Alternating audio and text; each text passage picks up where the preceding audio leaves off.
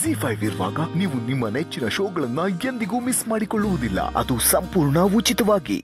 ಎಲ್ಲರೂ ತಮ್ಮ ಶಕ್ತಿಯ ಅನುಸಾರ ದೇವರನ್ನು ಕಾಣ್ತಾರೆ. ಕೆಲವರು ಕಲ್ಲಿನ ವಿಗ್ರಹಗಳಲ್ಲಿ ದೇವರನ್ನು ಕಂಡ್ರೆ, ಮತ್ತೆ ಕೆಲವರು ಚಿನ್ನ ಬೆಳ್ಳಿಲಿ ದೇವರನ್ನು ಕಾಣ್ತಾರೆ. ಆದರೆ ನೀವು ತಾಯಿಗಿಂತ ದೇವರಿಲ್ಲ ಅಂದವರು. ಅದರಲ್ಲಿ ನೀವು ತಂದೆ ಆಗ್ತಿರೋ ವಿಚಾರನ ತಾಯಿ ದೇವರಿಂದ ಮುಚ್ಚಿಡೋದು ಎಷ್ಟು ಸರಿ ದೊಡ್ಡ ಯಜಮಾನ್ರೆ. ಒಂದು ವೇಳೆ ಅಖಿಲಮ್ಮನವ್ರಿಗೆ ನಮ್ಮ ಕಾರು ಬಸ್ರಿ ಆಗಿರೋ ವಿಚಾರ ಗೊತ್ತಾದರೆ ನೀವು ಸಾಧಿಸ್ಬೇಕು ಅಂದ್ಕೊಂಡಿರೋ ಕೆಲಸಕ್ಕೆ ಯಾಕೆ ಅಡ್ಡಿ ಆಗುತ್ತೆ? ಇನ್ನೂ ಒಳ್ಳೇದೇ ಆಗುತ್ತೋ ಏನೋ. ಅದಕ್ಕೆ ನಾನು ಹೇಳೋದು ಅಂದರೆ, ನೀವು ಅಖಿಲಮ್ಮನವ್ರಿಗೆ ವಿಷಯ ತಿಳಿಸ್ಬಿಡಿ. ಸಾಧ್ಯವಾದರೆ ಇವತ್ತೇ ತಿಳಿಸಿ. ಹೌದು ಬಾಬಾ, ಅಖಿಲಮ್ಮಂಗೆ ಗೊತ್ತಾದರೆ ಅಬ್ಬಬ್ಬಾ ಅಂದ್ರೆ ಏನು ಮಾಡ್ಬೋದು? ನಿಮ್ಮ ಮೇಲಿರೋ ಕೋಪಕ್ಕೆ ಮೊಮ್ಮಗನ್ನ ಒಪ್ಕೊಳ್ದೇ ಇರ್ಬೋದು. ಇಲ್ಲ ಅಂದರೆ ಅಕ್ಕ ತಾಯಿ ಆಗ್ತಿರೋ ವಿಷಯ ಗೊತ್ತಾಗಿ ಖುಷಿಯಾಗಿ ನಿಮ್ಮನ್ನ ವಾಪಸ್ ಮನೆ ಕರಿಬೋದಲ್ವಾ?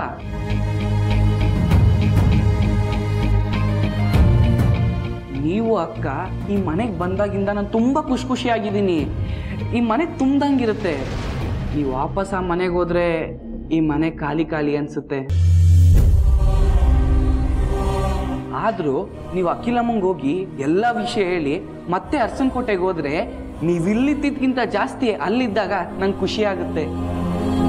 ನೀವು ಅಕ್ಕನ ಹೊಟ್ಟೆ ಒಳಗಿರೋ ನನ್ನ ಸೊಸೆ ಎಲ್ಲರೂ ಚೆನ್ನಾಗಿರ್ತೀರ. ಅಖಿಲಮ್ಮಂಗೆ ಹೇಳಿ ಬಾವಾ. ಎಲ್ಲದಕ್ಕೂ ಒಂದು ಕಾಲ ಅಂತ ಬರಬೇಕು ಗಣಿ. ಆ ವಿಷಯ ಹೇಳೋದಕ್ಕೆ ಇನ್ನು ಕಾಲ ಬಂದಿಲ್ಲ. ಆ ಕಾಲ ಯಾವಾಗ ಕೂಡಿ ಬರುತ್ತೆ? ನೀವು ಅದೇನೋ ಸಾಧಿಸ್ಬೇಕು ಅಂತ ಬಂದಿದ್ದೀರಲ್ಲ, ಅದೇನು ಅಂತ ಅಂತೂ ಹೇಳ್ತಿಲ್ಲ.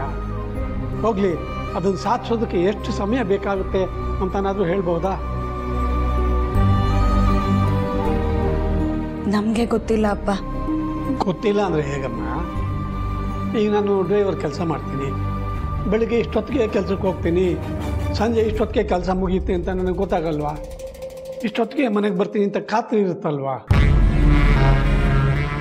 ಸಾರ್ಥಿ, ನಾನು ಮಾಡ್ತಾ ಇರೋದು ಆಟೋ ಡ್ರೈವರ್ ಕೆಲಸ. ಆಟೋ ಡ್ರೈವರ್ಗಳಿಗೆ ಮನೆ ಬಿಡೋ ಟೈಮ್ ಅಷ್ಟೇ ಗೊತ್ತಿರುತ್ತೆ. ವಾಪಸ್ ಬರೋದು ಅಂದ್ಕೊಂಡಷ್ಟು ಸಂಪಾದನೆ ಮಾಡಿದ್ಮೇಲೆ, ಅಂದರೆ ಅಂದ್ಕೊಂಡಿದ್ದನ್ನ ಸಾಧಿಸಿದ ಮೇಲೇ. ಅದನ್ನು ಸಾಧಿಸೋಕ್ಕೆ ಸಂಜೆನೂ ಆಗಬಹುದು, ರಾತ್ರಿನೂ ಆಗಬಹುದು, ಮಾರನೇ ದಿನ ಬೆಳಗ್ಗೆನೂ ಆಗಬಹುದು. ಸಮಯದ ಖಾತ್ರಿ ಕೊಡೋದಕ್ಕಾಗಲ್ಲ ಸಾರ್ಥಿ. ಆಗಲ್ಲ ದೊಡ್ಡ ಸಾರ್ಥಿ.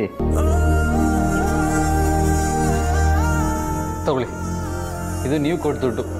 ಹಾಸ್ಪಿಟಲಲ್ಲಿ ಯಾವುದೋ ಗೌರ್ಮೆಂಟ್ ಸ್ಕೀಮ್ ಇದೆ ಅಂತ ₹1 ಖರ್ಚಾಗಲಿಲ್ಲ. ಅಲ್ಲ, ಇಟ್ಕೊಳ್ಳಿ. ಇನ್ನೇನಾದರೂ ಖರ್ಚಿಗೆ ಬೇಕಾಗುತ್ತೆ ನಿಮಗೆ? ಸಾರ್ಥಿ, ನನಗೆ ಹಾಗೇನಾದರೂ ಬೇಕಾದರೆ ಅದನ್ನು ತಿಳ್ಕೊಂಡು ನೀವೇ ಕೊಡ್ತೀರಲ್ಲ, ತಗೊಳ್ಳಿ.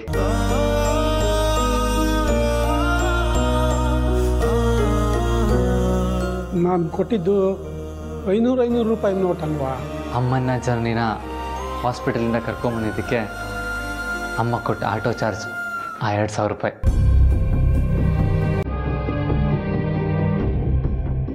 ಇದು ನನ್ನ ಮೊದಲನೇ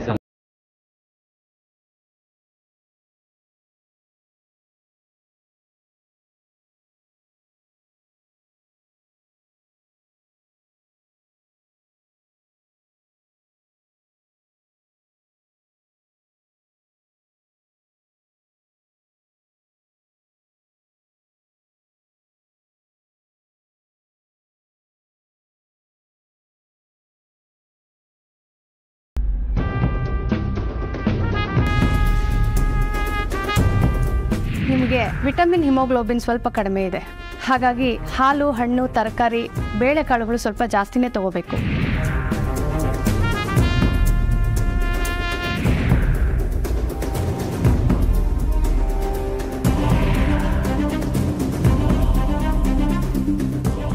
ಅಖಿಲ, ನಿನ್ನ ಮಗನ ಆಟೋನಲ್ಲಿ ಬಂದಾಗ ಅದನ್ನು ನೋಡಿ ಏನೇನೋ ನಿರೀಕ್ಷೆ ಪಟ್ಬಿಟ್ಟೆ.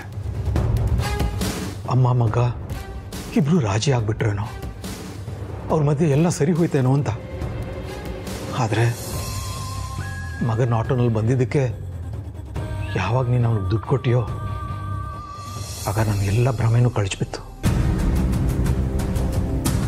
ಹುಟ್ಟು ಸಾವು ನಮ್ಮ ಕೈಲಿಲ್ಲ. ಆದರೆ ಬದುಕಿರುವಷ್ಟು ದಿನ ನಮ್ಮ ಮನಸ್ಸಿಗೆ ಬಂದ ಹಾಗೆ ಬದುಕೋಣ ಅಂದರೆ ಕೆಲವೊಮ್ಮೆ ಅದು ನಮ್ಮ ಕೈಲಿರಲ್ವಲ್ಲ.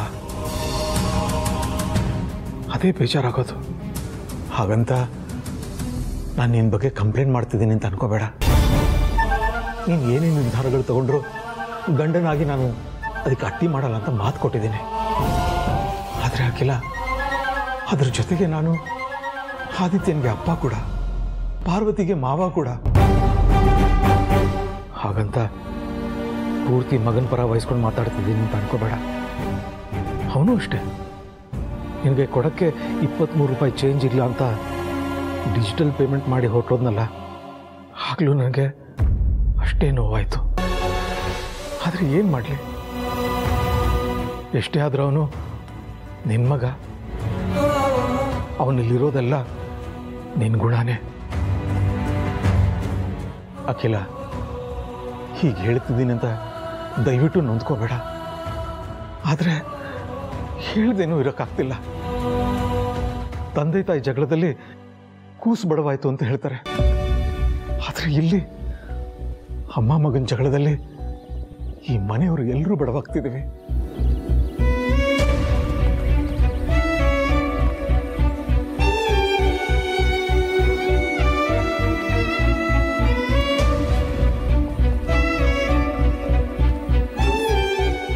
ನಿಮ್ಮ ನೋವು ನನಗೆ ಅರ್ಥ ಆಗುತ್ತೆ ರಘು.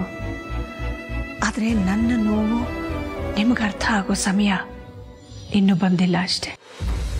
ಈಗ ನಾನು ನನ್ನ ಎಲ್ಲ ನೋವನ್ನು ಬದಿಗಿಟ್ಟು ಪಾರ್ವತಿ ಆರೈಕೆ ಮಾಡಬೇಕಾಗಿದೆ. ಆದಿ ಈಗ ತಾನೇ ಆಟೋ ಓಡಿಸೋಕ್ಕೆ ಶುರು ಮಾಡಿದ್ದಾನೆ. ಆದಾಯ ಅಷ್ಟೊಂದು ಇಲ್ಲ ಅನಿಸುತ್ತೆ. ಅದಕ್ಕೆ ಪಾರ್ವತಿಗೆ ಬೇಕಾದಷ್ಟು ಪೌಷ್ಟಿಕಾಂಶ, ಹಾಲು, ಹಣ್ಣು ಇದನ್ನೆಲ್ಲ ಪೂರೈಸಕ್ಕಾಗ್ತಾ ಇಲ್ಲ ಅನ್ಸುತ್ತೆ. ZEE5 ಆಪ್ ಡೌನ್ಲೋಡ್ ಮಾಡಿ ಎಲ್ಲಾ ಸಂಚಿಕೆಗಳನ್ನು ಸಂಪೂರ್ಣ ಉಚಿತವಾಗಿ ನೋಡಿ.